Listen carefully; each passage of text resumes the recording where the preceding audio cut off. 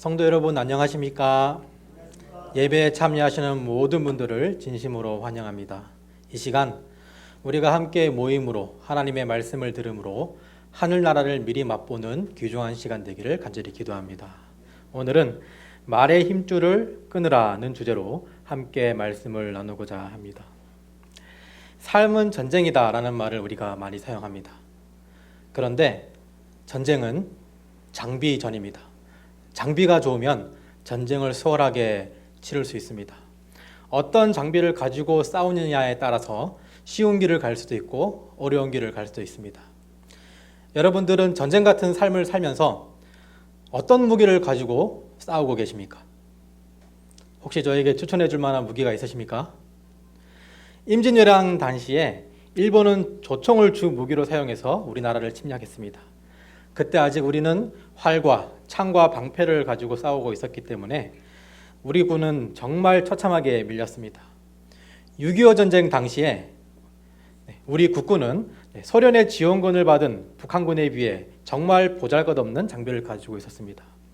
6월 25일 북한군의 탱크들이 우리에게 많이 없는 북한군의 수많은 탱크들이 38선을 넘어서 남침했을 때에 우리는 속수무책으로 당할 수밖에 없었습니다. 우리는 지금 영적 전쟁에 있습니다. 영적 전쟁 중에도 장비가 필요할까요? 필요하지 않을까요? 필요합니다. 장비가 정말 중요합니다. 엉뚱한 것 가지고 싸우다가는 사단의 포로가 될 수 있습니다.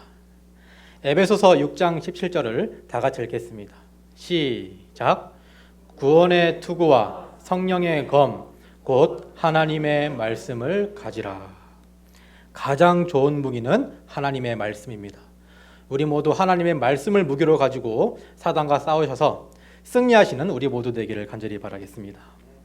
출애굽기 14장 6절에서 7절입니다. 다 같이 읽어보겠습니다.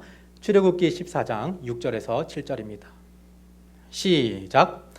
바로가 곧 그의 병거를 갖추고 그의 백성을 데리러 갈새 선발된 병거 600대와 애굽의 모든 병거를 동원하니 지휘관들이 다 건너내렸더라.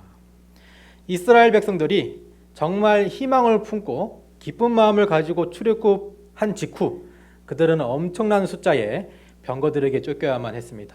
이집트는 엄청난 병거 부대를 가지고 있었습니다. 역사적인 기록으로는 한 전투에 6,000대의 병거를 동원한 만큼 병거가 많았습니다. 넓은 곳에서 병거의 존재는 공포 그 자체였습니다. 병거는 일반 보병 몇십 명을 상대할 만한 전력을 가지고 있었습니다. 병거의 존재만 있다라고 하더라도, 병거만 나타난다고 하더라도 그것은 힘이 상징이 되었고 전투의 양상을 바꿨습니다. 이 애굽의 병거 부대는 주변 나라들을 두려움에 떨게 만들었습니다. 그런데 그냥 병거도 아니고 선발된 병거가 그들을 쫓고 있었습니다. 이스라엘 백성들에게 있어서 말과 병거는 공포의 대상임과 동시에 동경의 대상이었습니다. 이스라엘 백성들은 항상 상상했습니다. 용감한 왕을 뒤따르는 수천 대의 병거를 가진 나라를 상상했습니다. 그런데 역사적으로 볼 때에 솔로몬 시대 이전까지 이스라엘 백성들은 항상 병거가 부족하거나 병거가 없었습니다. 물론 그들이 병거를 가질 만한 기회가 없었던 것이 아닙니다. 여러 번 병거를 가질 만한 기회가 있었습니다. 이스라엘이 기브온 전투에서 가나안 남부를 차지하게 됩니다. 이 소식을 들은 가나안 북부 하솔 왕이 가나안 북부의 세력들을 다 모아서 북부 연합군을 결성을 합니다. 이 상황에서 하나님께서 여호수아에게 나타나서 말씀하십니다. 여호수아 11장 6절입니다. 여호와께서 여호수아에게 이르시되 그들로 말미암아 두려워하지 말라. 내일 이맘때에 내가 그들을 이스라엘 앞에 넘겨주어 몰살시키리니 너는 그들의 말 뒷발에 힘줄을 끊고 그들의 병거를 불사르라 하시니라. 하나님의 말씀에 따라 하나님의 음성에 따라 여호수아는 먼저 가나안 북부 군인들을 기습하게 되고 북부 연합군을 전멸시킵니다.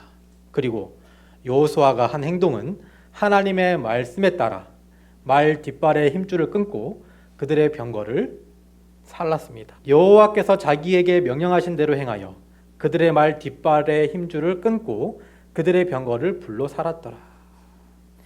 여호수아에게 병거가 없었던 이유, 돈이 없어서 그렇습니까? 힘이 없어서 그렇습니까? 아닙니다. 그들이 스스로 자신들이 노력한 말의 힘줄을 뭐 했기 때문입니까? 끊었기 때문입니다. 다윗의 시대에도 기회가 있었습니다. 소바왕 하닷에셀과의 전쟁에서 엄청난 병거를 얻게 됩니다.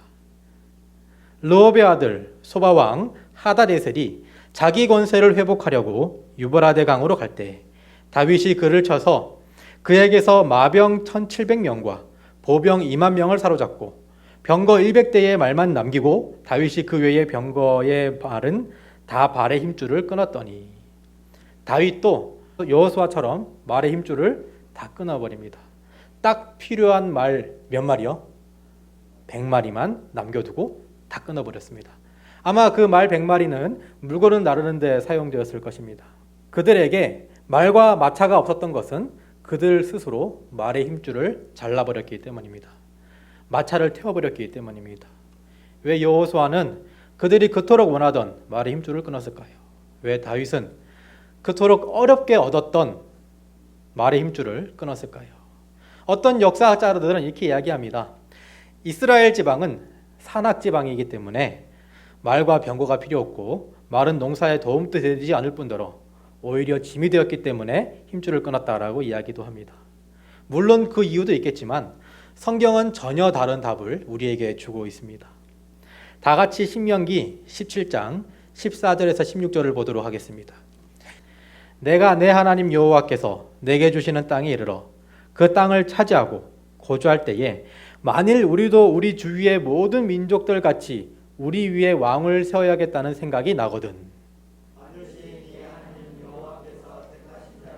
내 위에 왕으로 세울 것이며 내 위에 왕을 세우려면 내 형제 중에서 한 사람을 할 것이요 내 형제 아닌 타국인을 내 위에 세우지 말 것이며 그는 병마를 많이 두어 그의 마음이 미혹되게 하지 말 것이며 병마를 많이 얻으려고 그 백성을 애굽으로 돌아가게 하지 말 것이니 이는 여호와께서 너희에게 이르시기를 너희가 이후에는 그 길로 다시 돌아가지 말 것이니라 하셨으며 출애굽 당시에 하나님께서는 이스라엘 백성들이 모든 것이 안정되고 가나안 지방을 차지하게 되면은 왕을 구할 것이라는 것을 미리 아셨습니다. 그래서 만약에 너네들이 왕을 원하게 된다면 이런 왕을 앉혀라라고 미리 말씀을 해주십니다. 하나님께서는 왕위에 앉을 사람이 하지 말아야 할 것과 할 것을 정해 주셨습니다. 하지 말라는 것 3가지, 꼭 하라는 것 1가지였습니다. 첫 번째, 타국인을 세우지 마라. 꼭 하나님께서 정해주신 당신의 자녀들 중에서 왕을 세워라.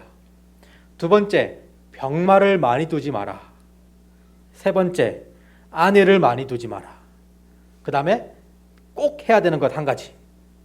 율법서를 평생 자기 옆에 두고 뭐 해라? 읽어라. 평생 율법서를 두고 읽어라. 왕이라고 해서 성경 읽지 말라는 법 아닙니다. 왕은 더욱더 열심히 성경을 상고하고 율법을 지켜라고 이야기하고 있습니다. 하나님께서 당신의 백성들에게 병마를 가지지 말라고 한 이유는 이렇습니다. 첫 번째는 이스라엘이 다시 애굽으로 돌아갈까 염려하였습니다. 병거를 소유하고 있는 것이 애굽과 어떤 연관이 있기에 하나님께서는 이렇게 말씀하셨을까? 각 지방마다 고유 특산품이 있습니다. 인삼하면 어디입니까? 금산. 사과하면 너무 많죠? 봉화. 자갈치 하면은 뭐가 떠오릅니까? 생선이 떠오릅니다. 제가 잘 먹지는 못하지만 어릴 때부터 살아있는 물고기를 구경하는 것을 좋아했습니다.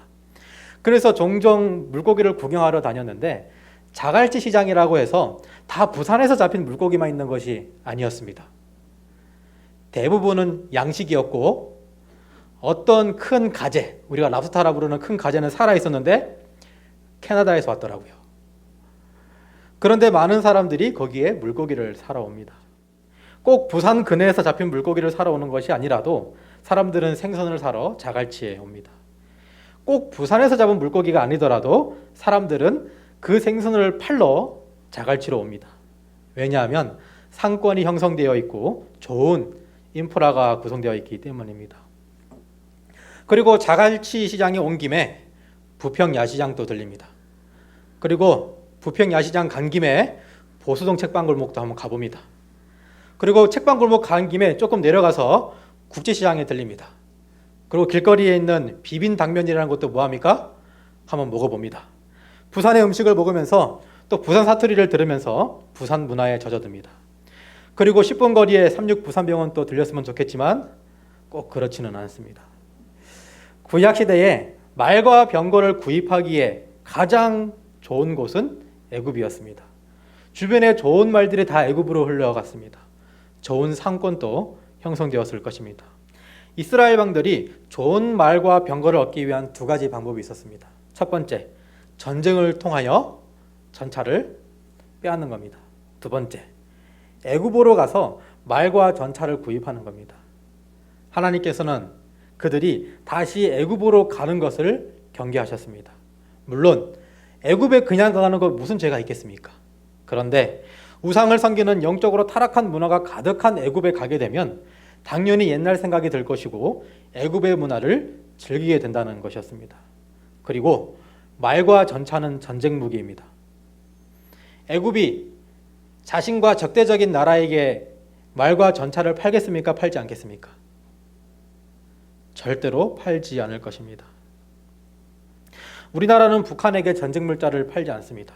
그 전쟁 물자가 잘못하면 우리 국민의 목숨을 겨누고 있기 때문입니다. 애굽에서 마병과 병거를 구입하기 위해서는 먼저 애굽과 뭐 해야 됩니까? 화친해야 됩니다. 친하게 지내야 됩니다. 협정도 맺어야 되고 조약도 맺어야 합니다. 문화적 교류가 있어야 합니다. 이스라엘 왕 중에서 말과 전차를 가장 많이 소유했던 왕은 솔로몬 왕이었습니다. 그가 병거와 마병들을 어떻게 보유하게 되었는지 성경은 이렇게 이야기합니다. 열왕기상 10장 26절, 28절, 29절입니다. 솔로몬이 병거와 마병을 모으매 병거가 1,400대요 마병이 12,000명이라 병거 성에도 두고 예루살렘 왕에게도 두었으며 솔로몬의 말들은 애굽에서 들여왔으니 왕의 상인들이 값주고 산 것이며 애굽에서 들여온 병거는 한 대에 은 600세겔이요 말은 한 필에 150세겔이라 이와 같이 햇사람의 모든 아람 왕들에게 그것을 되팔기도 하였더라. 솔로몬은 애굽에서 병거와 마병을 구입해 옵니다. 어떻게 그러할 수 있었을까요? 물론 솔로몬이 병기와 마병을 사는 일은 표면적으로 단순한 일이었을 수도 있겠지만 그렇게 영적으로는 단순한 사건이 아니었습니다. 그리고 심지어 평생 적대국이었던 가나안의 이방 왕들에게 그 말들을 뭐 하기까지 합니까? 되팔기까지 하는 겁니다. 예를 들면은 말을 100만 원에 사서 150만 원에 팔고 50만 원에 뭘 남기는 겁니까? 마진을 남기는 겁니다. 열왕기상 3장 1절입니다. 왜 이런 것이 가능했는지 성경은 이렇게 이야기하고 있습니다. 솔로몬이 애굽의 왕 바로와 더불어 혼인관계를 맺어 그의 딸을 맞이하고 다윗성에 데려다 두고 하나님께서 그토록 우려하셨던 일이 일어나고 있는 것입니다. 신명기에서 경고하신 하나님의 말씀들은 솔로몬에 의하여 무시당하고 있었고 결국 이러한 것들이 모여져서 우상숭배가 만연한 국가가 되었습니다. 이스라엘 백성들이 애굽으로 이사만 가지 않았지 이미 영적으로는 애굽의 노예가 되었습니다. 하나님께서는 우리를 영적 애굽으로부터 구원하여 주셨습니다. 우리가 죄의 속박에 있다가 지금은 희망을 가지고 하나님의 사람이 되었으며 하늘의 소망을 꿈꾸며 우리 마음에는 이미 하나님의 사랑으로 가득 차 있습니다. 하나님께서는 우리가 다시 애굽으로 가는 것을 염려하십니다. 그래서 우리에게도 원하십니다. 말의 힘줄을 끊기를 원하십니다. 세상으로 가는 통로가 있다면 그 통로를 막기 원하시고 내가 세상적으로 흘러갈 만한 것들을 할 수 있는 물건이 있으면 그것을 끊어버리기를 원하십니다. 그럴 만한 성격이 있으면 그 성격을 도려내기를 원하시고 그럴 만한 품성이 있으면 그 품성을 바꾸기를 원하십니다. 병마를 두지 말아야 하는 이유 두 번째는 병마를 의존하기보다는 하나님만을 의존하기를 바라셨습니다. 병마를 많이 두는 것이 죄입니까? 하나님께서 꼭 집어서 죄라고 이야기하지는 않으셨습니다. 그런데 병마를 많이 두고 하나님을 의지하는 지도자는 없었습니다. 병거와 마병이 많은 지도자는 하나님을 의지하지 않았다고 하는 것입니다. 우리는 우리의 노력이 조금만 들어가면 우리는 이미 영웅이 되어 있습니다. 우리의 영웅담은 부풀어지게 마련이고 어깨에 힘이 들어갑니다. 나의 노력이 조금만 들어가면은 우리의 마음은 이미 하나님과 동등되어 있습니다. 하나님의 말씀을 순종하지 않을 때에 당장에는 어떤 일이 일어나지 않는 것처럼 보이지만 솔로몬이 마병을 두지 말라는 하나님의 그 가르침을 무시하고 마병을 사들였을 때 그때는 아무 일도 일어나지 않는 것처럼 보였지만 그것은 실패와 타락의 전조 증상이었습니다. 자만과 자기 과신 그리고 우상 숭배에 대한 전조 증상이었다고 하는 것이죠. 성경에서 전장에서의 영웅을 꼽으라면 많은 사람들이 다윗을 꼽습니다. 전장에서 말의 역할을 그리고 그 전쟁에서 마병의 역할을 누구보다 잘 아는 다윗은 솔로몬과 달리 말의 힘줄을 끊게 됩니다. 역대상 18장 3절 4절 다시 한번 읽겠습니다. 르흡의 아들 소바왕 하닷에셀이 자기 권세를 회복하려고 유발하데 강으로 갈 때에 다윗이 그를 쳐서 그에게서 말병 1700명과 보병 2만 명을 사로잡고 병거 100대의 말만 남기고 다윗이 그 외의 병거의 말은 다 말의 힘줄을 끊었더니 다윗은 그것이 필요함에도 불구하고 하나님의 말씀에 따라 말의 힘줄을 끊고 말과 마병을 의지하지 않았습니다. 죽음이 오가는 전쟁터에서 말이죠. 그래서 다윗이 얻을 수 있었던 것은 역대상 18장 6절 다윗이 어디로 가든지 여호와께서 이기게 하시니라. 18장 13절 다시 한번 다윗이 어디로 가든지 여호와께서 이기게 하셨더라. 이방 족속의 전투 방식 그것은 이스라엘 백성에게 통하지 않았습니다. 이스라엘 백성들은 하나님만을 의지했습니다. 좋은 장비와 좋은 말을 사용하지 않았습니다. 기병대와 병거를 의지하지 않았습니다. 따라서 승리를 한다고 하더라도 그 승리의 영광은 오로지 하나님께 돌렸습니다. 승리를 하더라도 겸손할 수 있었습니다. 왜냐하면 자신들이 가진 병기들이 보잘것없었기 때문입니다. 기병에 대한 의존은 결과적으로 하나님에 대한 믿음의 결여로 나타나게 되었습니다. 이러한 다윗이 이렇게 노래합니다. 다 같이 읽겠습니다. 시편 20편 7절입니다. 시작.